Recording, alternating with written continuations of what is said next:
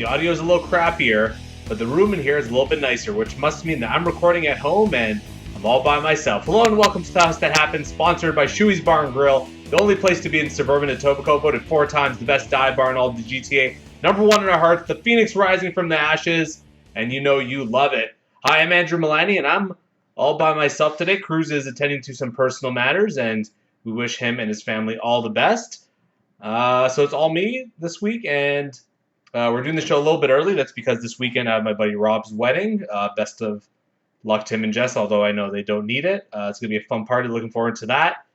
Other than that, it's going to be pretty quick for shoutouts this week. Went to go see Deadpool and Wolverine again. Was so nice. Had to see it twice. Interesting watching movies the second time in a movie theater. Just the different experience, different audiences. This time you actually couldn't hear some of the jokes because the crowd was laughing throughout so much, but you can hear the second part of the jokes because they just kind of keep rolling on and on. So I'm glad I saw it the first time, but would still highly recommend that movie.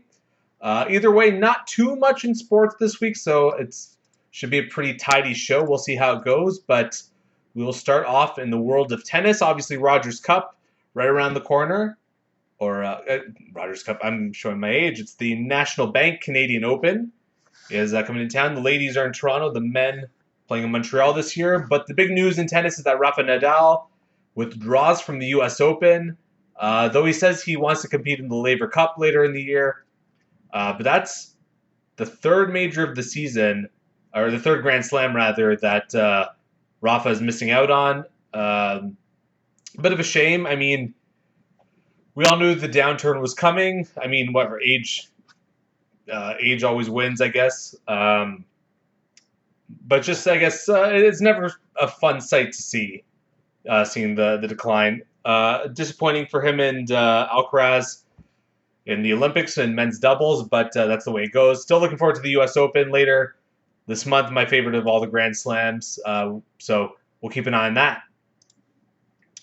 NFL, of course, is around the corner. Training camps are in full swing. We had the Hall of Fame game last week, the first real football of the year.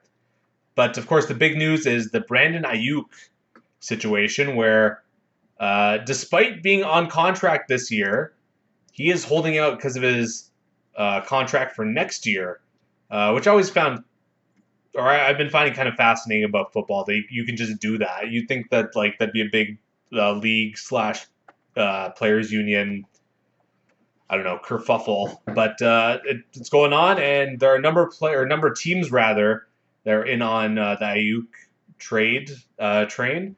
Most notably the Steelers and the Browns. The Patriots are out. Although it's going to be an interesting one because I imagine San Fran's going to want a player back in return, but the Steelers are saying they will not send a player back. So I don't know how this trade's going to work out. It's going to be tough for San Fran. We all know how tough it is for teams to come back after losing in the Super Bowl that season. So already got that mountain to climb. And then one of your best wide receivers is just staying out for the season, or at least until he gets a new contract. Washington Commanders, the other team in the mix. But we'll keep an eye on this situation. And, of course, the NFL, as the month of August goes on and into September, it's going to be all football here in the House That Happens. And you know we love it. And that will take us into the other kind of football. That's right, the CFL and our Toronto Argonauts, who now find themselves at 4-4 after a tough loss in Calgary, McMahon Stadium, to the Stampeders. Toronto found themselves up a commanding 23-6 going into the fourth quarter.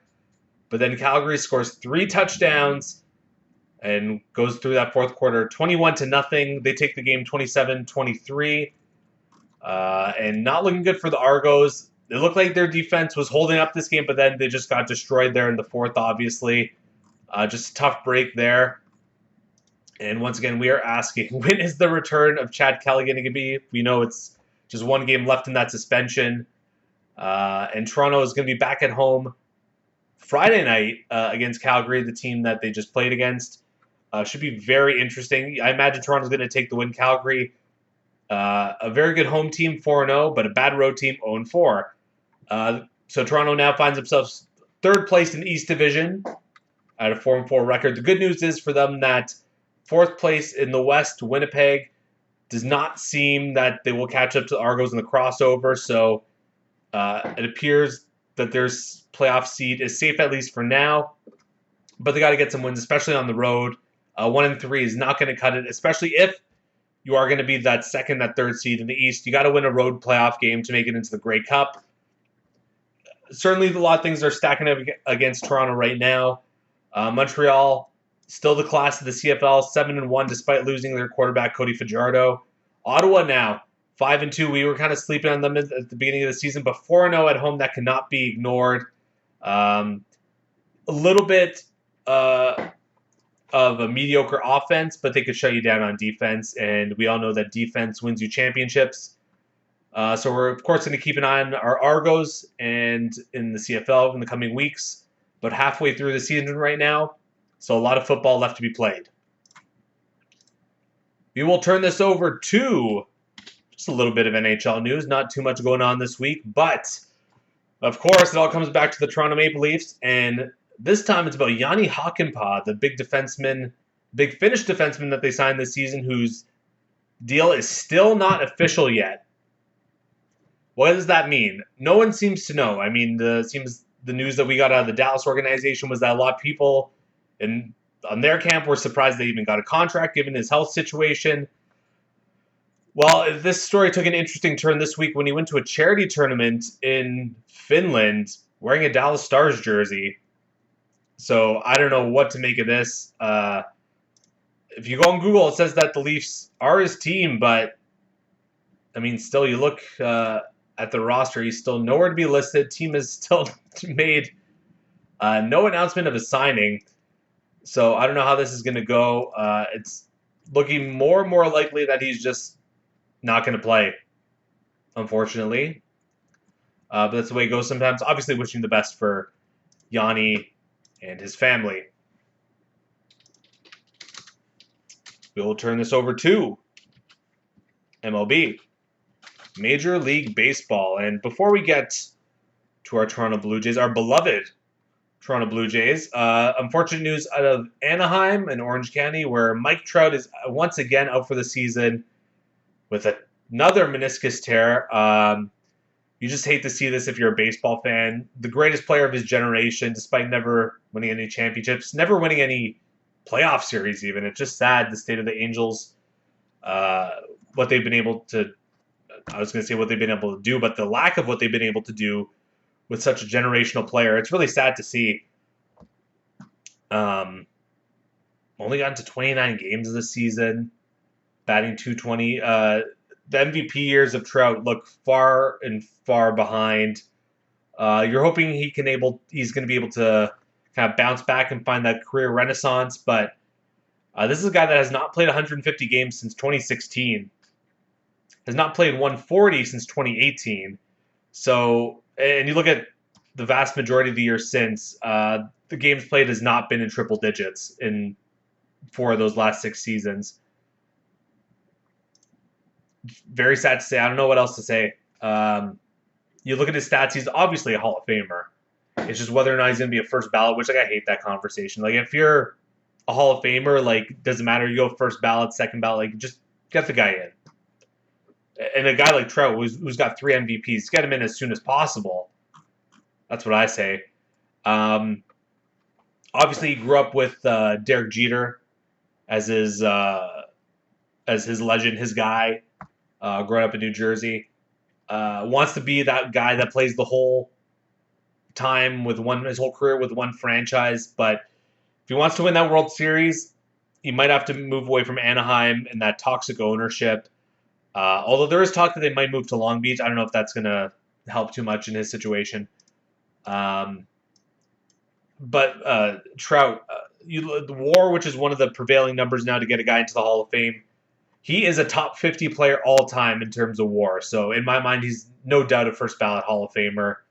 Just get him in there ASAP, and we wish him and his family the best. But of course, we got to talk about our reeling Toronto Blue Jays, who have not been good basically ever since last show. They won their opening game against the Yankees on Friday, but they would blow the games on Saturday and Sunday, losing the series. They were able to beat Baltimore last night. As of right now, they are losing to the Orioles in Game 2 of this series. They have turned it around. They are winning, but I mean, too little, too late. Either way, 2 months left to go in the season. Jays nowhere near a playoff spot.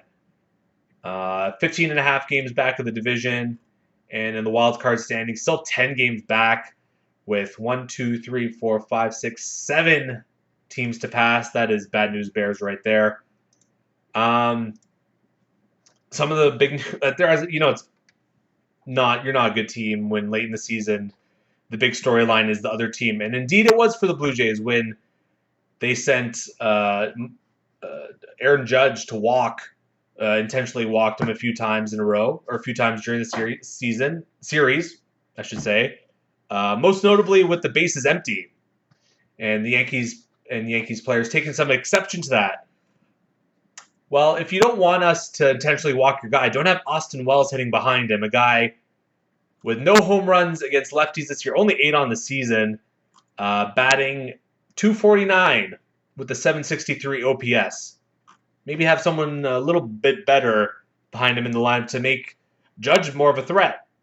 But either way, Judge, obviously one of the players in line for the MVP this season. You got to think at least.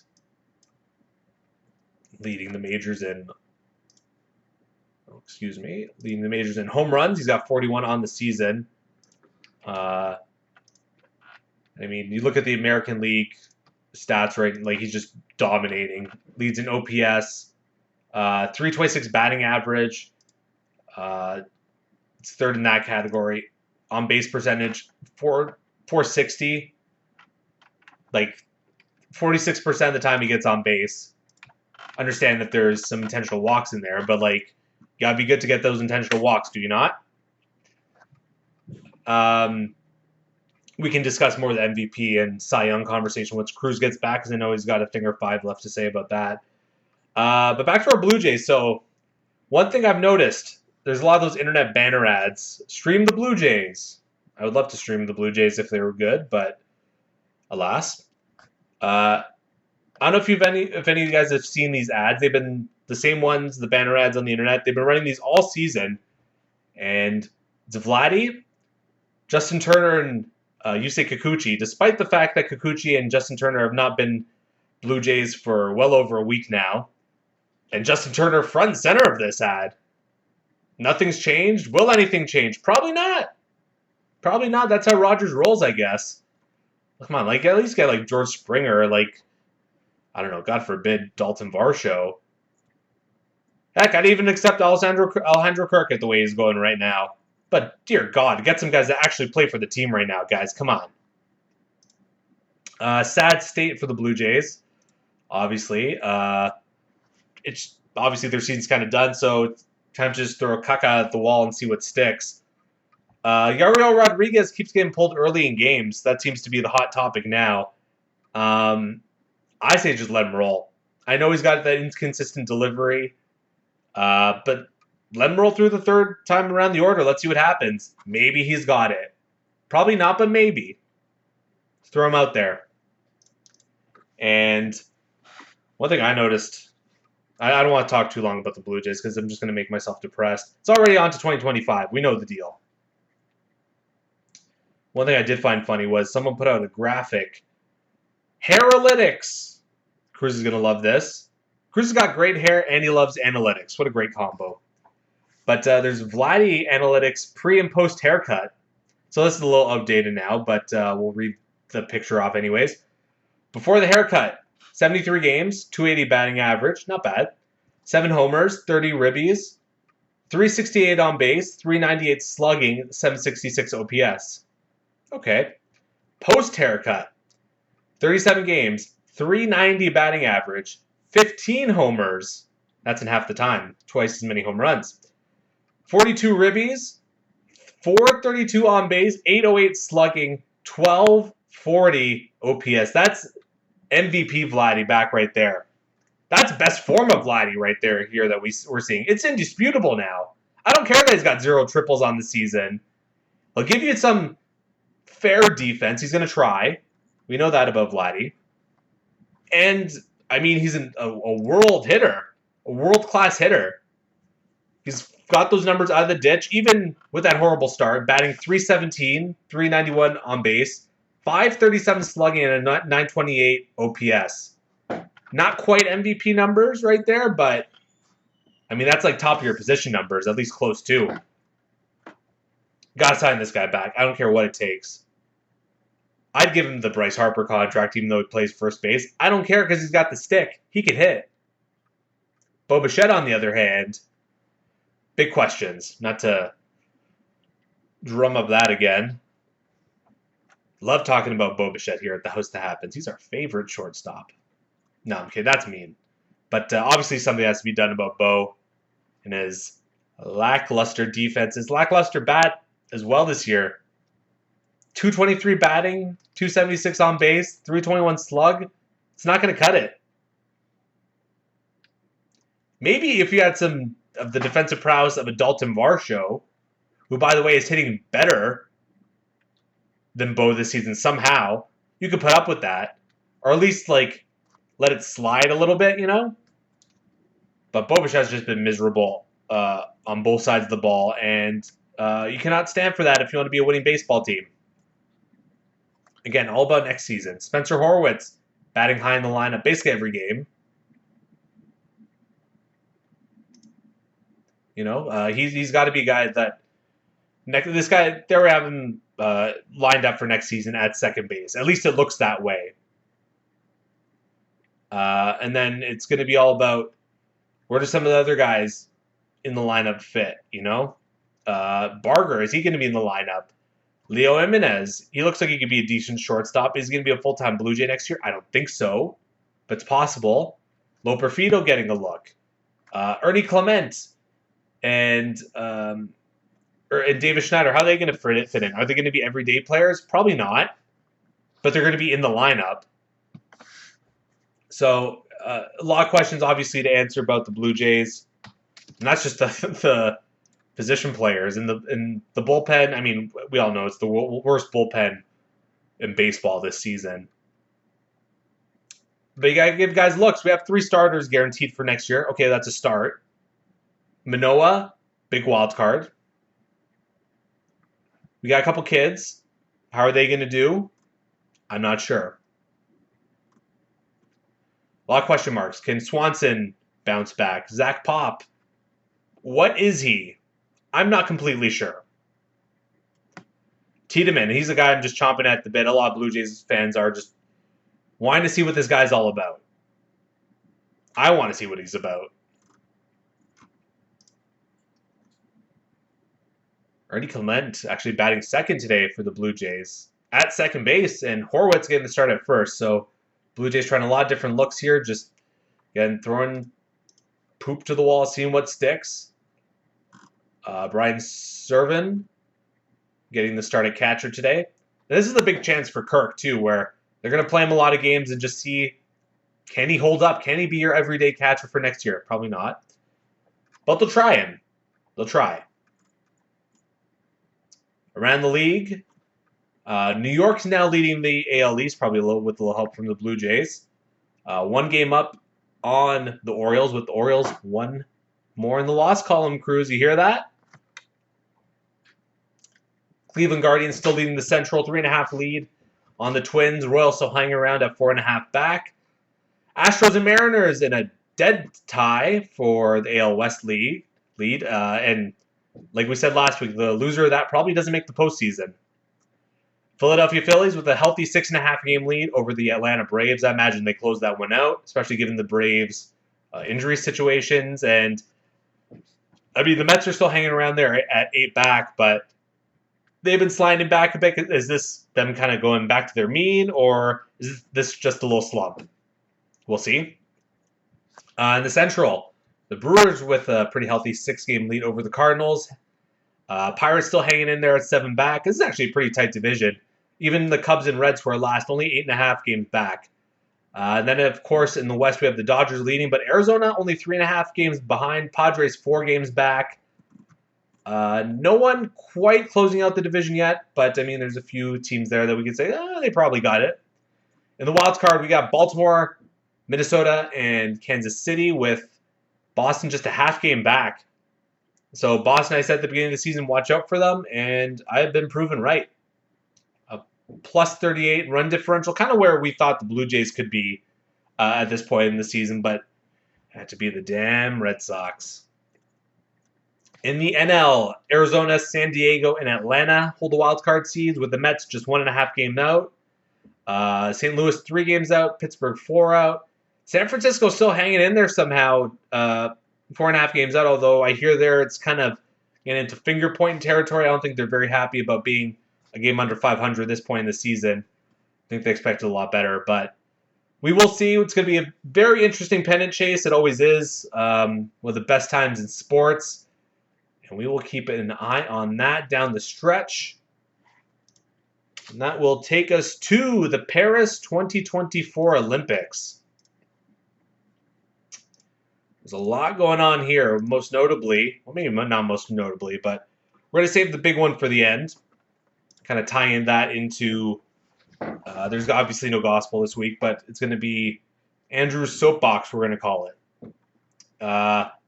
Firstly, the racing in the Seine. Nothing went wrong. Oh, wait, it did. Several triathletes fall ill after their swim in the river. Surprise, surprise. And Team Belgium actually had to withdraw from the mixed relay triathlon because of this. And Switzerland had to revise its own lineup twice due to gastrointestinal infections affecting 2 of their athletes. A female triathlete from Sweden, a men's triathlete from Norway got sick. This has just been a shit show. I don't know whose idea it was to go swimming in the goddamn Seine. That nasty piece of work. A river going through a city is never a good place to swim in. Never. I don't even want to be near one. And yet they did part of an Olympic race in there. Several Olympic races. Ridiculous. And now there's all this stuff about the Olympic Village and people getting sick from the food there. The sleeping conditions are bad. The showers only at certain times. It's been ridiculous. Classic Olympics, though. And keep it away from Toronto. We'll look through the rest of the games. We'll try and pick it up a little bit. Something a little lighter. So I don't know how many of you guys are familiar with the modern pentathlon. It's one of those sports where you kind of see it, but I wasn't quite sure what it was. So I'm like, okay, I'll look into it. Boy, what a combination of 5 events. Fencing, pistol shooting, 200-meter freestyle swimming, show jumping, aka equestrian, and a 3.2-kilometer cross-country run. What the fuck is this? I guess it's kind of like wars, like battle events, like kind of, turn of the century, like turn of the, 19th to 20th century kind of thing. So I guess that's kind of interesting, but the phrase modern pentathlon might need a little bit of a reset there. I don't know what the original pentathlon was. Let me look that up quickly. What's the original pentathlon? Oh, I guess it goes back to the ancient Olympics. That kind of makes sense. So ancient pentathlon was long jump, javelin throw, Greek-style discus throw, stadion, which is, I guess, just running, and wrestling. Interesting. And then there's also indoor. There's tons of pentathlons, I guess. But this is the modern pentathlon with the shooting.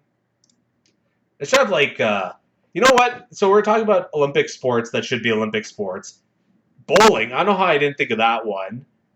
And there should be like an archery on horseback kind of thing. I don't know. I think that, or like even just shooting on horseback. That'd be awesome. Take out the equestrian, or at least equestrian.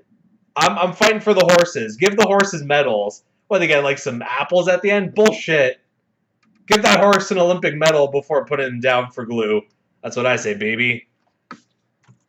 We'll move on to gymnastics, where, I'm not just going to blab on about the Americans here. They've had their time in the sun. I'm here for Carlos Yulo, the Filipino, 24-year-old. 2 gold medals in the floor exercise in the vault. Wow. Only 4'11", but you see this guy, he is deezed. I'm impressed with this guy, just seeing him on the, I don't know what you call it, the court, the pad for gymnastics, whatever it's called. He's impressive. 2 gold medals for a small country like the Philippines, that's going to be applauded. Good for Carlos. This is just going to be a little potpourri before we get into the big stuff, by the way. The women's cycling road race, the very end was one of the most fascinating and I guess confusing things I've ever seen in my life. So Kristen Faulkner and Lot Kopensky of the States and Belgium, respectively, were 3rd and 4th. They broke away from the peloton, and they became the chase group, trying to catch up to Marianne Vos of the Netherlands and Blanca Vas of Hungary. So Faulkner and Kopensky, they catch up to the 2 in the lead, so it becomes a foursome, essentially, race for the gold, rather.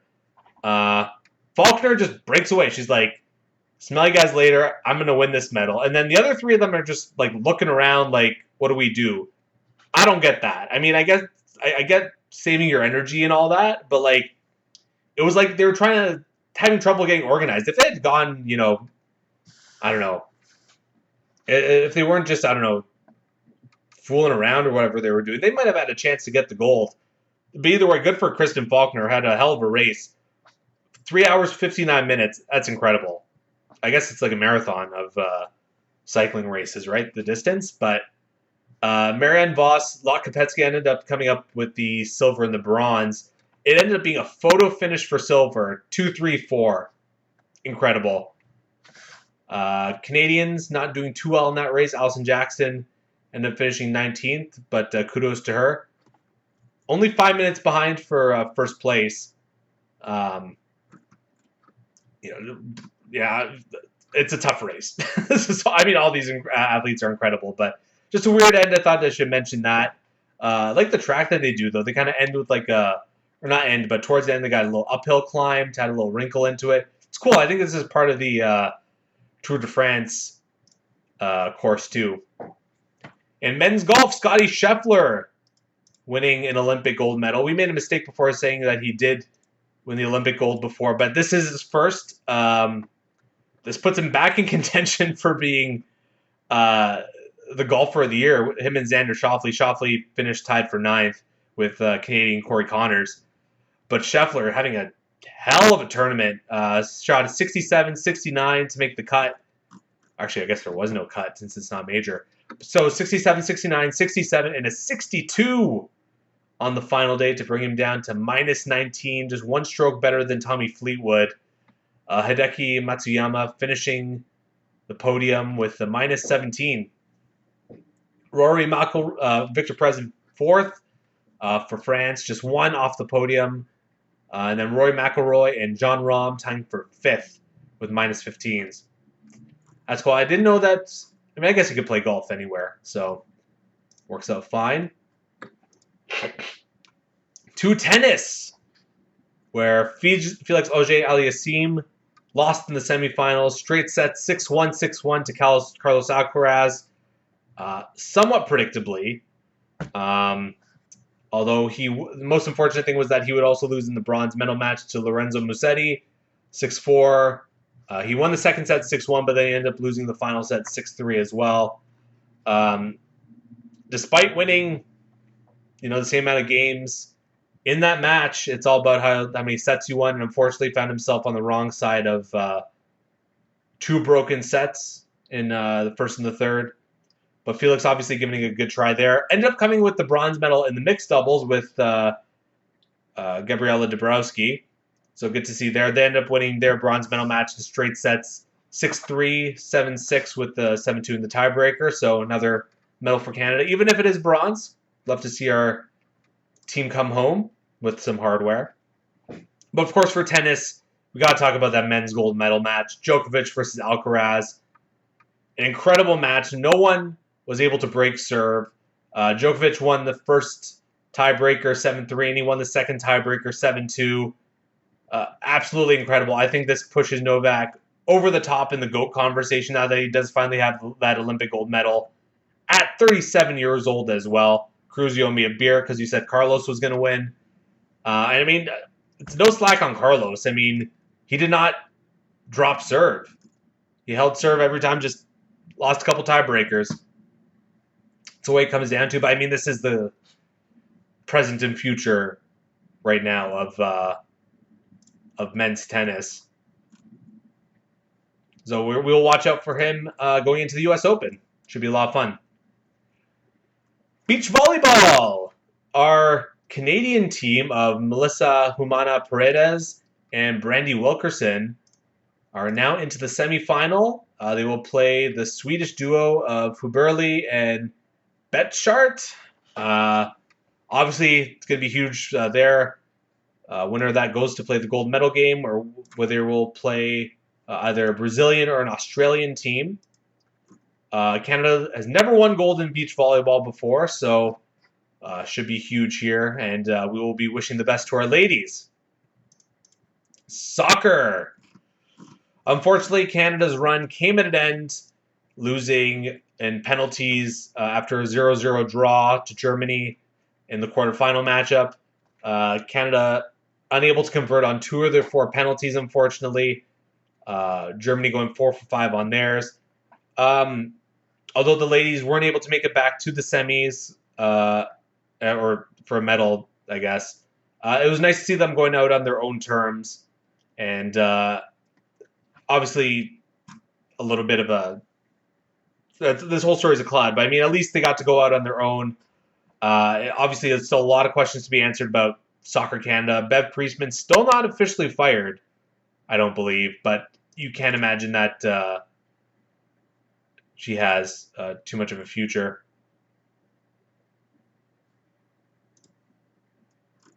So we'll have to wait and see there. Basketball. We'll begin with a little 3-on-3 where Canada lost the bronze medal match to the States. Surprise, surprise. Losing 16-13, unfortunately. Although I'm not quite sure why this is a sport in the Olympics. 3-on-3 basketball. It seems like a little bit of a gimmick. Especially if, like, I mean, you could argue it's not a gimmick because there's no NBA or, like, real players that could, I guess, throw things, throw a wrench through there. But, like, I don't know. It's this thing where it's neither fish nor foul, where it's like, okay, it's 3-on-3, so it's kind of gimmicky, but there's not the big players enough for you to care. So what's going on? They got to fix this for LA 2028. Just have the B teams play there, honestly. Like, who cares? I understand that there is like a 3-on-3 league that is used to qualify for this, which I guess kind of makes sense, but at the same time, who cares about it? And that's not me being mean or petty or anything. It's just the truth. Who cares? We'll move this over to real basketball 5-on-5, where the Canadian women, unfortunately, were 0-3 the whole way through. They lost big against France. They lost a tight one to Australia, and they lose by 9 points to Nigeria. Tough to see them go out that way. I mean, we knew it wasn't going to be their tournament. We knew they were up against it tough. But either way, still sucks if you're 11th out of 12 teams in the Olympics. Just keep developing the program. Keep building the program. And let's see where we can go from here, right? Now, the men, they made it to the knockout stage, but unfortunately, they lost their quarterfinal match to France, 82-73. It was a tough first half for Canada, especially a tough first quarter, losing that first quarter 23-10. Came out strong in the second half, but by then it was too little too late. And, I mean, this is where Canada's real weakness here is that our lack of bigs. We just don't have, and especially going up against France, where they have Rudy Gobert, who's been one of the best defensive big men in the NBA for the last, like, I don't know, a decade. And then that Victor Wembanyama, who's, you know, the present and future of the NBA, basically. And Canada just couldn't contend with that. Hopefully in 4 years, Zach Edey will be ready to go. But Canada, 5th place in the Olympics, nothing to cry home about, especially considering we haven't even qualified since 2000. I'm really hoping the boys can use this as a big learning opportunity, can build off of this. I mean, obviously, we can talk about some of the controversial calls, but I mean, France beat us. The players in the Canadian team acknowledged that. Shea obviously having a big game, 27 points, 4 assists, but wasn't enough. There's plenty for this team left to go. Shea's only 26. He's going to be a full veteran basically the next time. There's going to be some new young blood breaking through. I imagine it's going to be a roster of all NBA players the next time they go, but we'll have to see. So for now, we'll just have to wish the boys the best and see how they compete later on this year in the NBA. And of course, it wouldn't be a House That Happens Canadian Olympic segment without our medal shoutouts. So last time, I believe, the last medal winner was Ilya Karun for swimming. But since then, Summer McIntosh, 2 more gold medals, bringing her total to 3 gold medals and 1 silver in this game. She's been the real hero, the real star of these Olympics, at least for Canada. 17 years old. She's still in high school. Oh my God. What was I thinking about when I was 17 years old? Definitely not anything this exciting or important, I guess I should say. But obviously, we're all thrilled for her. Second most medals for one Canadian Olympian in one games. Obviously, oh my God, Cindy Clausen, number 1, Torino. She won the 5 medals in speed skating. But I mean, 3 gold medals and a silver is nothing to cry home about. Obviously, we're all thrilled for Summer and what she's been able to do for our women's swimming program here, which just continues to kind of build its legacy over these last few games. Love to see that. Sophanie Mathot winning a bronze in women's trampoline. I mentioned Felix and Gabriella for their tennis mixed doubles bronze. Kylie Mass winning a bronze in the women's 200-meter backstroke. Summers 2 gold medals this week came in the 200-meter butterfly and the 200-meter individual medley. Canadian women love the 200-meter events. Canada winning a silver medal in the rowing women's 8 event. I believe they won the gold that last time, so obviously, yeah, there it is, 2020, they won the gold. Very strong program for our Canadians. Coming away with silver, nothing to cry home about. Josh Liendo is silver in men's 100-meter butterfly. Ilya Karun, another medal for him. Another bronze in the men's 100-meter butterfly. So silver and bronze for Canada in that event. Canada with double gold in the hammer throw. Ethan Katzberg getting it done for the men. Check that man if he's Australian. He is the most Australian-looking non-Australian I've ever seen in my life. But then you find out he's from British Columbia, and that kind of makes sense. And Cameron Rogers getting it done for the women.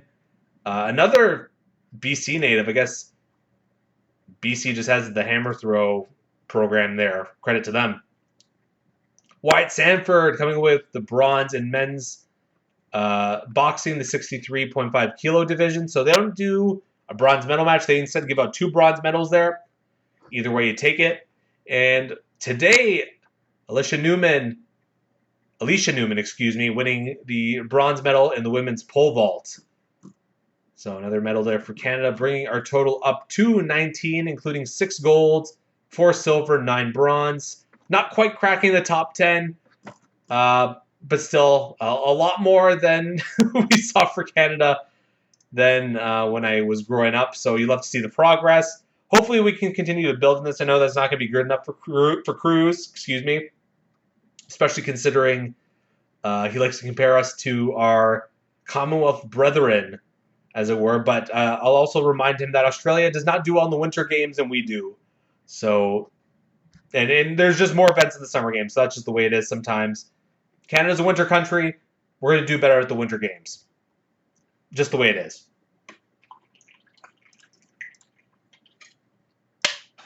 Excuse me. It's a lot of work here doing this show all on my own. And that takes it to... Well, we're going to take it to the big event here. The big storyline, our big oopsie from last show, where we mistakenly talked about the 2 controversial boxers, Imane Khelif of Algeria and Lin Yuting of Taiwan, as being trans. That ended up being not true. So the whole story here is that the IBA, who did the testing results, they're now going kind of back and forth. I mean, I'll get into this a little bit more later, but obviously we got things wrong, and that's not okay. If that was that happens here, we want to be on the right side of truth, honestly. And we have to be on the right side of truth when we have a following. We got kind of caught up in the moment. That's not an excuse, but we have to be better with doing our research next time. And we will strive to do that. And we apologize to, obviously, the two athletes out there, but most of all, our listeners for getting this wrong. It's just one thing that we can't do again, especially with things like this. Obviously, there's going to be some mistakes, but big things like this you have to get right, and we'll strive to do that. But, I shouldn't say but. The strange thing is here about the IBA. So they disqualified these two women from competing at the World Championships last year. IBA now has no power in the IOC, which is why they were allowed to compete. And that, at first we were like, well, that's a little bit weird, considering that like the IOC usually concedes, or not concedes, but kind of just lets the big sporting bodies for whatever sport just kind of do their thing and determine the qualifications, like FIFA, FIBA, IIHF, etc. But the IBA, they're giving contradicting advice now. They were saying before, oh, it wasn't testosterone. Now they're like, oh, it is testosterone. Oh, if they want to prove they were born women, they have to do it by themselves, whatever that means. Even though it is confirmed that both these women were born female. Then they said that. So they said there wasn't testosterone before. Now they're saying it is, and that they sent it to two different laboratories that were accredited by the World Anti-Doping Agency.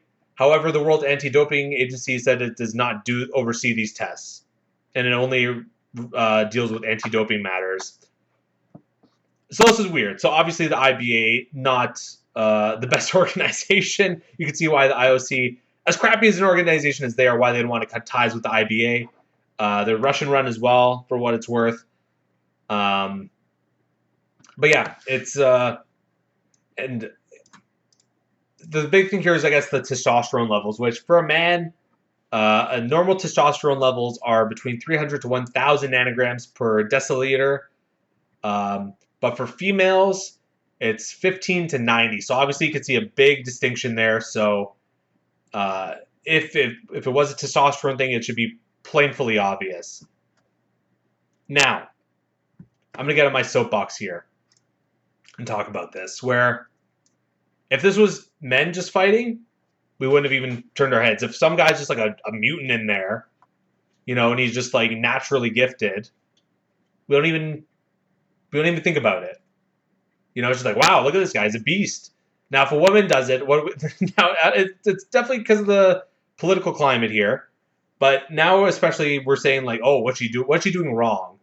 Everyone's making connections to East Germany, the swimmers of the 70s and 80s, and it's unfortunate. So it's like, is there room, or at least there should be room for women to be spectacular in their sport? And like in these athletes, I mean, you look at their records; they're not like crazy or anything. So this to me looks like a timed. It looks like that it was a planned thing by the IBA, by Russia. If you were to ask me, this is going a little conspiratorial, to kind of drum up controversy for the Olympics because they were disappointed that they weren't allowed in there. It's very weird.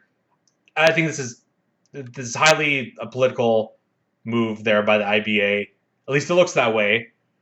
But it's unfortunate that this whole thing behind it, about these two boxers, it kind of got so out of hand. We got caught up in it. And it's just sad. It's just sad. And you really got to feel for these two women. Even it kind of brings up some questions about the Italian boxer that bowed out of that fight against Imane Khelif. She definitely knew the situation going into it. So was she trying to drum up something, maybe trying to cover something up about herself, maybe, like, about that she wasn't, I don't know if she wasn't fit or whatever, but that she didn't feel she could win. I don't know. We're left with more questions than answers, but either way, these two women should be allowed to compete as women. They are women, and until we hear otherwise, maybe it's time to back off the conspiracy train there. I know, ironic, especially since I was on a conspiracy train just now, but just let them play until we have evidence to suggest otherwise. I took a conspiracy class in college, and it's a real thing where you're looking too close at the picture and you start to see things that don't necessarily connect. Just really unfortunate, and obviously wishing the best for not just these two ladies, but everyone in the games. And a quickie this week. That's going to do it for myself. Andrew Milani. Cruz will be back with us next week. We should have a regular show again next week. And we're wishing the best all to you. And yeah. Have a good one. Have a great weekend. Enjoy the rest of the games. Enjoy the Blue Jays if you can. Enjoy the Argos. And keep the vibe alive.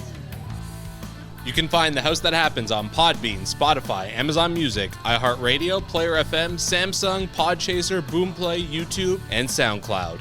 You can also follow us on Facebook, Instagram, and TikTok at The House That Happens, and follow us on Twitter at House Happens. You can also shoot us an email at thehousethathappens@gmail.com.